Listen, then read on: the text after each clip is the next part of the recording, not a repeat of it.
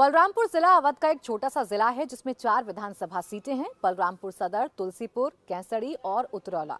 लेकिन सबसे ज्यादा चर्चा में अगर कोई सीट रहती है तो वो है बलरामपुर सदर सीट, क्योंकि यहां से मौजूदा विधायक हैं यूपी सरकार में राज्य मंत्री पलटू राम। आज जब हम बलरामपुर में निकले तो एक गांव में नेताजी हमें जनसंपर्क करते हुए मिले। मंत्री जी हाथ जोड़कर ग्रामीणों के सामने वोट देने की अपील कर रहे थे और अपने जो काम हैं उन्हें भी गिनवा रहे थे।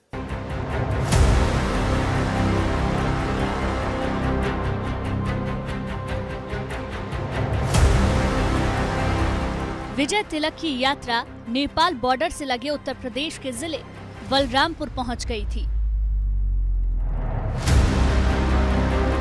बलरामपुर में विधानसभा की 4 सीटें हैं और सभी 4 सीटों पर भाजपा का कब्जा है। तो देखिए, हम ये समझ रहे हैं कि आखिर यूपी किसका विजय तिलक करने जा रहा है और इसीलिए हम बलरामपुर जिले में पहुंच गए हैं जानने के लिए कि बलरामपुर का मिजाज क्या है और बलरामपुर अपने नेताजी को देखकर किस तरीके का स्वागत कर रहा है। जो वादे विधायकों ने किए थे बीते 5 साल पहले, वो वादे कितने पूरे हो पाए हैं और कितने रह गए हैं अधूरे, ये हम जानने की कोशिश कर रहे हैं। बलरामपुर की सबसे हॉट सीट सदर सीट है, जहां से भाजपा के पलटू राम विधायक हैं और योगी सरकार में मंत्री हैं। आम जनता का बहुत बड़ा रिस्पांस भारतीय जनता पार्टी को मिल रहा है। मोदी और योगी जी के नेतृत्व को आज आम जनता जिस तरह से अपने कंधे पर सराखों पर बैठाने का काम किया है, इससे हमें पूरी तरह से विश्वास है कि हम 2017 से भी अधिक मतों से जीत करके माननीय योगी जी के नेतृत्व में पुनः भारतीय जनता पार्टी की सरकार बनाने जा रहे हैं। हम आगे बढ़े तो रास्ते में कांग्रेस के समर्थकों से घिरी नजर आई सदर सीट से कांग्रेस के प्रत्याशी बबीता आर्या, जो डोर टू डोर कैंपेन कर रही थी। तो विजय तिलक में आपने सत्ता पक्ष के दावे तो सुन लिए कि आखिर सत्ता पक्ष क्या कह रहा है और सत्ता पक्ष के वादे क्या हैं, दावे क्या हैं, किस तरीके से उन्होंने काम किया है, कितना काम नहीं किया है। विपक्ष को ढूंढने के लिए हम निकले, बाजार में पहुंचे तो हमें कांग्रेस प्रत्याशी बबीता आर्य नजर आई, जो जनसंपर्क कर रही हैं, डोर टू डोर जाकर लोगों से वोट की अपील कर रही हैं। आइए उनसे बात करने की कोशिश करते हैं। कांग्रेस प्रत्याशी हैं आप, ताल ठोक रही हैं, क्या लग रहा है आपको इस बार, क्या मुद्दे रहने वाले हैं और कितना आश्वस्त है अपनी जीत के लिए? हाँ, वैसे तो प्रियंका दीदी ने एक महिला हैं, उन पे विश्वास जताया है, लड़की हैं लड़ सकती हैं का नारा दिया है और हम चाहते हैं कि बहन प्रियंका जी ने हम पे विश्वास किया है तो उनके विश्वास को पूरा हम उस पर खरा उतरें। जी बिल्कुल, जीतने के लड़ रही है और कांग्रेस और कांग्रेस जनों ने पूरे अपनी कमर कस ली है और फील्ड में उतर आई है और ऊपर वाले की कृपा हुई, ईश्वर की कृपा हुई तो भारी मतों से हमारी जीत पक्की है। शहर में हमारा कारवा आगे बढ़ा तो पहुंचे भाजपा के दफ्तर, जहां चहल पहल नजर आई। तो देखिए, चुनावी रणभेड़ी बज चुकी है और इसी चीज को समझने के लिए, इन्हीं तमाम रंगों को देखने के लिए हम पहुंच गए हैं अब बीजेपी के दफ्तर पर। और जब हम यहां पर पहुंचे हैं, हम विजय तिलक के जरिए, इस कार्यक्रम के जरिए जब यहां के हर एक चुनावी रंग को आपको दिखाने के लिए पहुंचे हैं बीजेपी दफ्तर, आप ठीक मेरे पीछे देख सकते हैं, ये बीजेपी दफ्तर है और इस दफ्तर की रौनक को देखकर आप अंदाजा लगा सकते हैं कि यहाँ पर चुनावी तैयारियां कितने जोरों शोरों से चल रही है। क्या चर्चाएं हो रही है चुनाव को लेकर? देखिए, चुनाव को लेकर के भारतीय जनता पार्टी ने एक बहुत बड़ी रचना बनाई है और 2.5 साल से तैयारी हम करते हैं। हम परमानेंट चुनावी मोड में रहते हैं और बूथ स्तर तक के हमारे कार्यकर्ता तैयार हैं, जिसमें सभी विंग्स हैं, युवा मोर्चा है, महिला मोर्चा है, अनुसूचित मोर्चा है।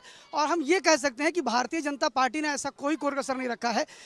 2017 से 2 गुना ज़्यादा वोटों से अब जिताना है जो है और योगी जी की सरकार फिर लाना है।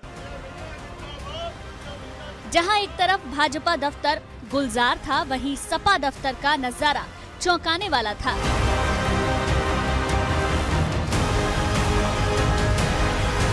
देखिए, बलरामपुर के चुनावी रंग को अगर समझना है तो हम एक एक करके तमाम राजनीतिक दलों के कार्यालय भी पहुंच रहे हैं और ये समझने की कोशिश कर रहे हैं कि उनकी तैयारी कैसी है। हमने आपको बीजेपी दफ्तर के रंग दिखाए, जहां पर जश्न मन रहा था। पार्टी के जो कार्यकर्ता हैं वो वहां पर मीटिंग्स कर रहे थे, अपनी पार्टी को जिताने के लिए तमाम रणनीति उनकी तरफ से मनाई जा रही थी।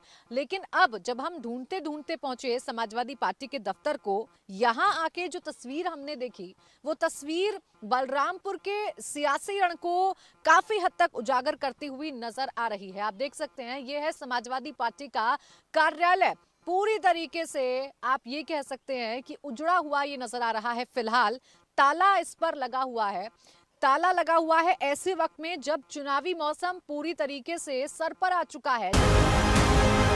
शहर के अमर शहीद विनय कायस्थ चौक पर भाजपा कार्यकर्ता अलग तरीके से प्रचार करते मिले।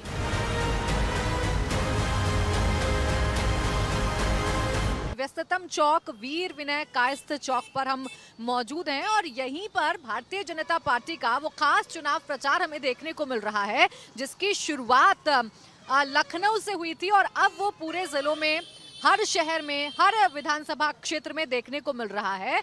और वो अंदाज है प्ले कार्ड से चुनाव प्रचार करना।